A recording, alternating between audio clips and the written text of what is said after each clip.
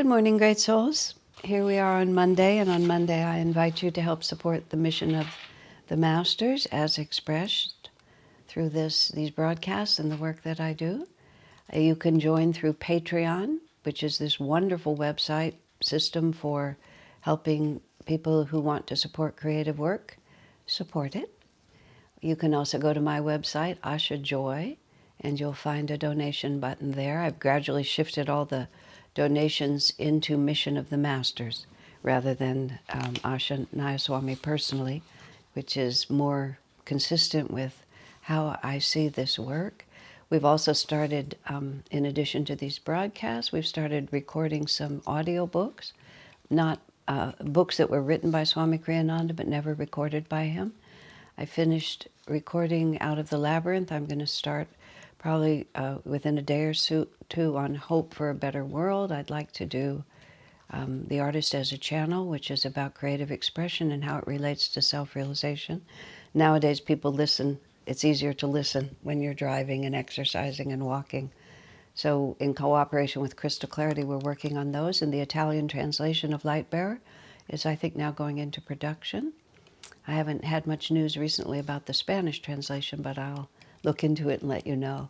All of that is because of your support. So we're doing good work. I just thought you would like to know. So now let's have a prayer and then we'll start our today.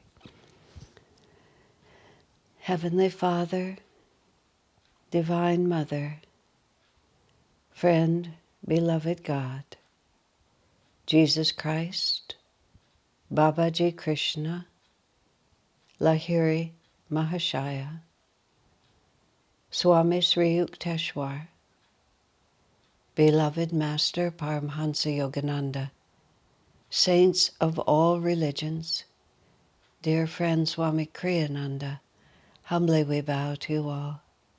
Help us to feel your living presence within us at all times, as a dear friend and companion, walking by our side, whispering guidance to us, telling us amusing jokes to make life easier, helping us to feel God's presence always, loving us, lifting us, guiding us home. Om. Peace. Amen. When I was praying just now, and I'm thinking if whenever Swami's, why am I wearing my glasses? Whenever Swamiji is walking with us, he was always telling us amusing jokes. It's really not different. Swami's told me amusing jokes even now. I mean, not long recitations with characters and punchlines. I don't mean like that. But amusing jokes like seeing life from the perspective of laughter. Swami's answer when I asked him once about humor, because I'm compulsively witty sometimes, depends on the moment. Depending on the moment is how witty I am. Sometimes I think I'm pretty funny when no one else does. But when I just answered a serious question on Swami's part with what in that case was a pretty good joke, and there was no part of me that made the decision to answer him humorously. It just came out of me. So I said to Swami, what is humor? Like, where does this come from? His response was that humor is, and he said to a certain extent, and he was speaking of kindly humor, clean, kindly humor, is to a certain extent, he might have even said to a large extent, is a very spiritual quality. Because the problem on the spiritual path is that reality seems so real. The illusory, the delusionary world, and all the promises it gives you and all the things it tells you to do just seems so reasonable, and it seems so self-consistent. It's just completely closed. And so according to that system, this is what you have to do. Money, success, all the things that we're looking for. Ego, aggrandizement. But in fact, it's not true. It's just a play of light and shadow, and there's something completely other. Master used to use the description, which of course doesn't even fit anymore. But when I was growing up, you'd go to the movie theater, there was a projection booth, there was a film camera with a strong light, and the film would pass in front of the strong light, and then it would come down into the theater and onto the screen, and you could literally look up, and you could see the beam. And you could look here, and you could see this whole world, then you could look up and you could see the beam and you could see the point at which, from which the light emanated. And Master often used that as an example to explain this whole creation, that we're looking at the screen of the creation, but if we turn around, we can see the light from which it emanates. But because it's self-consistent, when you're watching a movie, it's self-consistent. So when we're watching the movie of our own life and incarnation, I recognize that we can say these words, but these are hard words for your mind to get around. We watch the self-consistent film, which is true also to our five senses. Now they're trying to create, and they are succeeding in creating what do they call? Virtual reality, where you put on whatever you put on, the headphones and the goggles, and suddenly you're seeing a completely self-consistent other picture. And it's, quote, not real, because when you take those goggles off, you see this one, which is also not real. But we don't have goggles and headphones, so it's not quite as obvious. We are wearing goggles and headphones, we just don't know it. We can't, it's not true to our five senses. And this delusion is true to our five senses, which is why it's so confusing. So all of this is about humor. Because what happens when you say something humorous is that, this certain kind of humor, is that you just shift the perspective enough. Isn't that what we do when we start laughing? We just shift the perspective just enough that all of a sudden what we're doing is very funny to us, because it's so out of proportion. I was starting to think of a good example. When we were in the middle of the litigation with SRF that went on for 12 years and was extremely, it wrung us out time after time after time.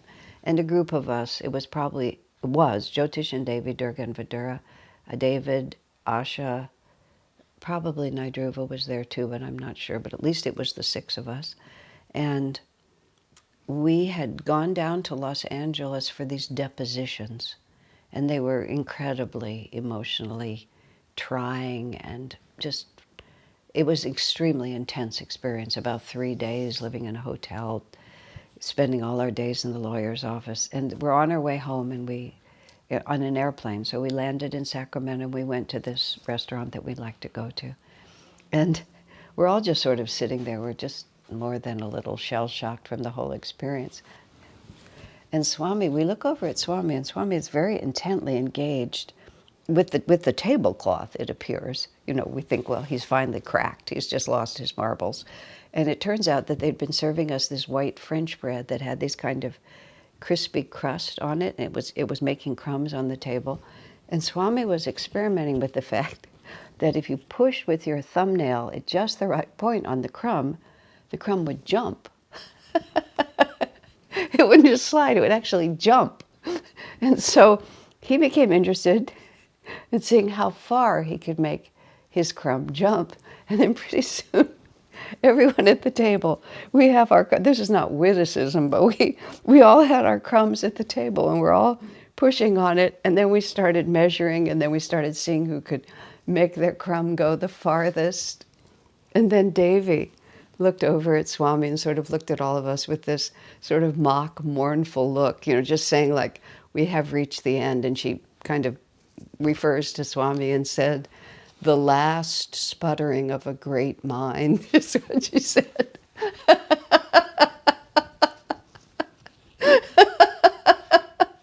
We were fighting for our lives, for the right to be disciples of Master, to not be obliterated and bankrupt by the legal system. Swami was being attacked by the people in the world he loved and revered the most. It couldn't have been worse.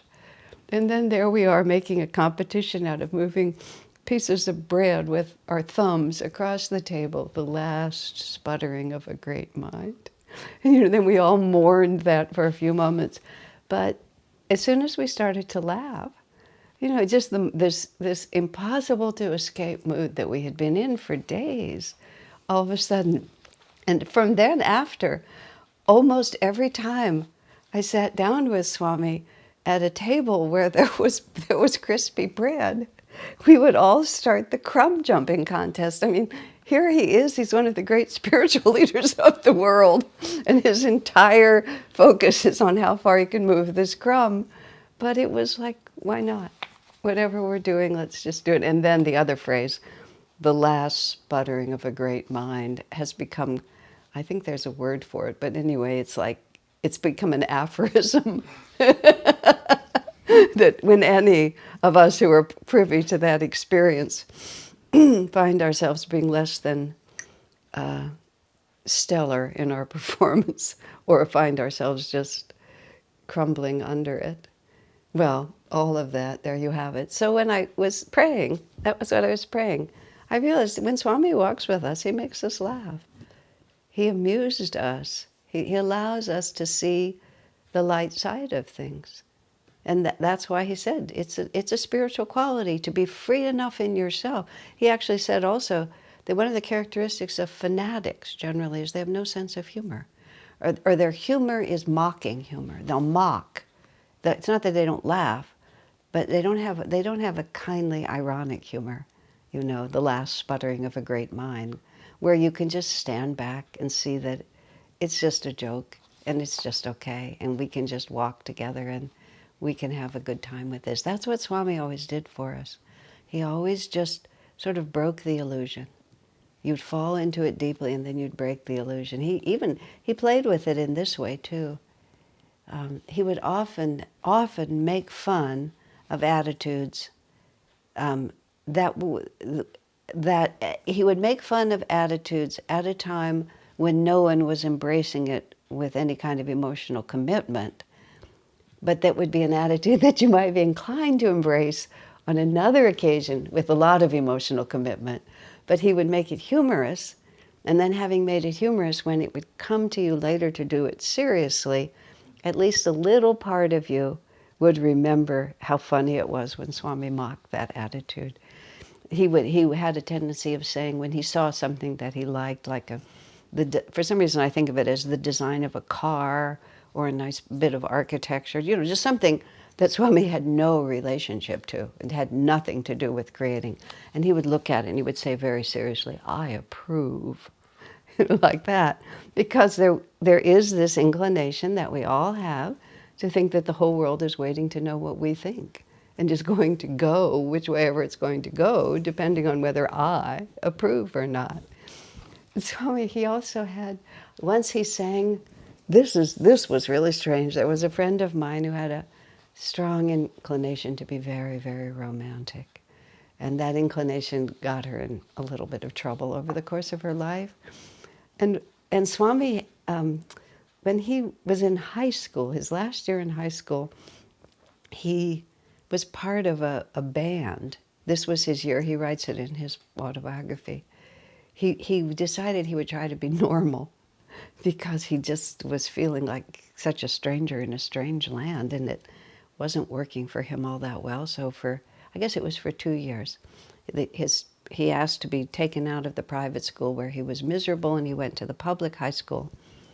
It might have been only 1 year, where his brother was already in school, and he said his brother was very, very popular. And so Swami got swept up into the popular group, and he began to sing for some school band. And he listened to popular music for a while. And so he knew a lot of lyrics and a lot of songs from that era. And there's a song called "Love is a Many-Splendored Thing." I don't know whether anybody still knows it. I find when I make cultural references to some of my next generation friends, or 2 generations, grandchildren level, they have no idea what I'm talking about. And of course, they make cultural references, it goes over my head. So we all know that we can't shortcut any communication. We have to explain it. But "Love is a Many-Splendored Thing" is a real, just tears your heart out kind of song. And I don't know why Swami started singing it, but he sang the whole song, all the verses, you know, with full lounge singer commitment, in front of my poor friend, who just had to kind of sit there and listen to it. I don't know, maybe it cut some karma off of her incarnation, I'm not sure. But it was pretty hard After hearing him sing that song with all the schmaltz he could possibly put into it, to allow yourself to fall into that mood very much. It was a little hard to do. Oh my God. Well, now I'm in the mood to tell funny stories about Swami and music. I'll finish one, which is actually in my book, but the book about the stories of Kriyananda. Jyotish and Devi got married about 1974, I think it was. And even though that was early, Devi recognized Jyotish right away. It took Jyotish a little longer to recognize Devi, but when it finally turned that way, I mean, it was just, everybody was extremely happy about it. It appeared to be, and has proven to be, all these decades later, an ideal divine match. And there was a sub-drama that was going on always in Swami's living room, which is there were basically two camps in the people who were regularly there for tea. There were the people who put milk in their tea and cream in their coffee. And then there were those who preferred it black. And Swami and I and several others were in the milk and cream school, and Jyotish was very steadfastly against the milk and the cream.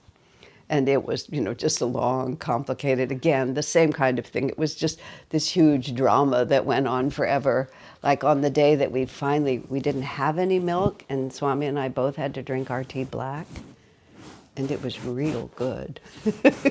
And there was this almost literally nonverbal, but just communication between Swami and I, both realizing that maybe Jyotish had a point. But silently, and then in whispers, we agreed that even if they tortured us, we would never reveal the fact. Just all this totally exaggerated. But actually, it was spiritual lessons too, because, who cares? But we were there. So anyway, so there's this day, and Devi wasn't there. We were just in Swami's living room. And Swami had this mannerism that we all knew, which is when he was uncertain about something, especially if he was uncertain about whether he should speak or not, and there was a group, he would kind of look off. He would be silent. He would kind of look off to one side, sort of stare at the floor. Sometimes he would fold his arms. Sometimes he would do a double breath. And then he'd just kind of stare off to the floor. So we're just having this conversation. All of a sudden we become aware that Swami has withdrawn into this, I just don't know whether I should speak or not kind of mood. I'm not sure what to do. He's looking at the floor. And he finally looks at Jyotish. And he says to Jyotish, I'm really concerned about this marriage with Devi. I'm really not sure whether it's going to work out or not. You see, Jyotish's heart just stops. All the blood drains out of his face. He just looks like this. Then Swami begins to sing this song from the 40s, which probably many of you have never heard, but the words are, you're the cream in my coffee, you're the milk in my tea. And so Swami starts singing this song, not saying, it's singing. He knows all the words. He sings the whole verse just all the way through. He says, how can you have a happy marriage if you can never say that to your wife? Obviously, we were hysterical with laughter. Then we had Swami sing the whole song, all the verses over again, because they were all so silly. You can look them up, I'm sure. But it was just like, why not? The humor. This is, when you look at Master's poem, which is the Samadhi poem, and which he told us to memorize and recite every day. He describes, Swami Kriyananda describes it, never in literature has anyone described the cosmic state the way Master did, vanish the veils of light and shade, whirlpools of laughter, sillas of sarcasm, pools of, I swallowed all, transmuted in the vast ocean of blood of my own one being. Just it's a huge poem. Galaxies, universal, electrons, everything, just huge. All comes down. Last two lines. A tiny bubble of laughter. I have become the sea of mirth itself. I have contemplated that so much. A tiny bubble of laughter. We use the word bliss and we use the word joy a lot. But somehow in our minds, let me think how to say it. We think somehow that there's some massive disconnect, that I become something that I'm not now.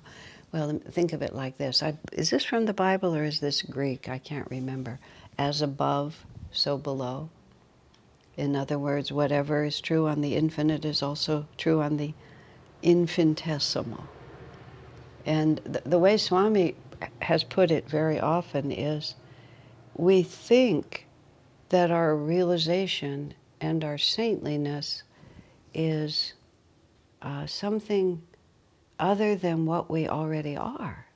Because, one doesn't feel like St. Francis or St. Paul or Swami Kriyananda. One doesn't feel that I am that. So we somehow think that there's going to be this just sort of otherness that's going to come on me.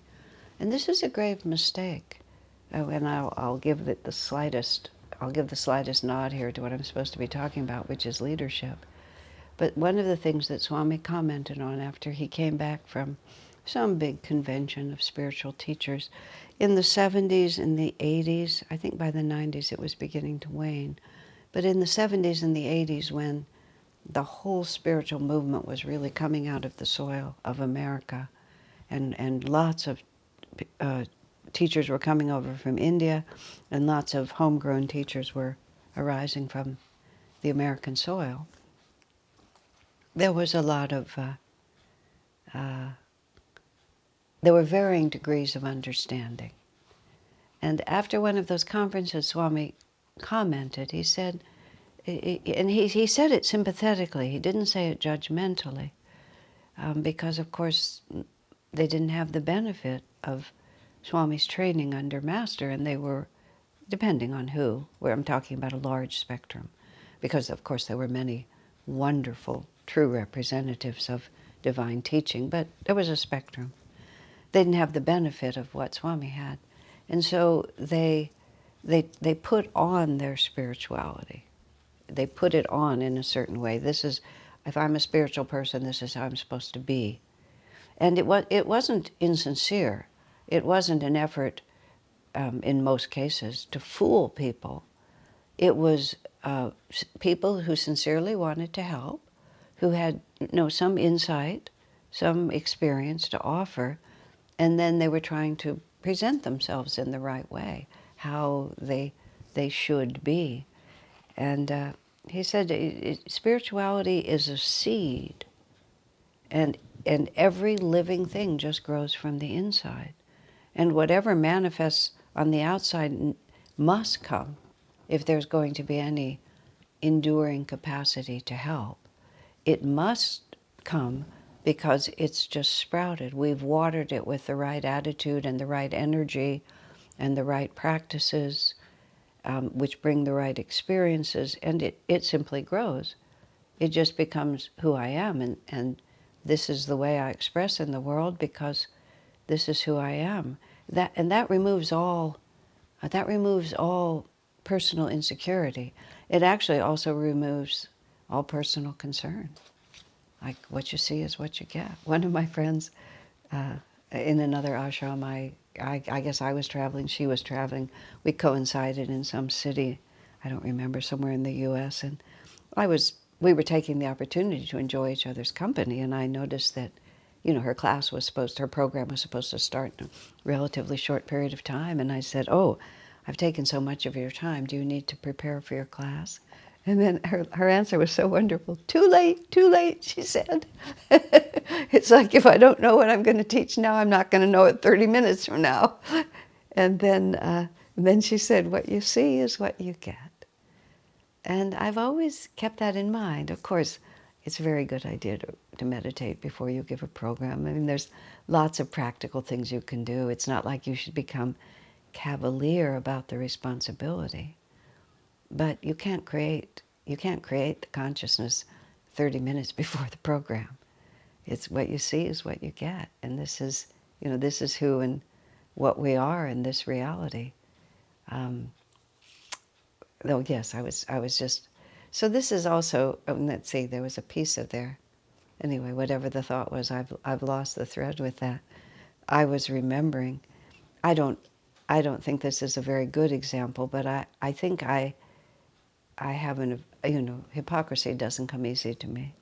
And when I was working for Swamiji as his secretary, I was 25, 26, which I think is a very adult, respectable age. I was fully myself. I was fully myself when I was still a very young child.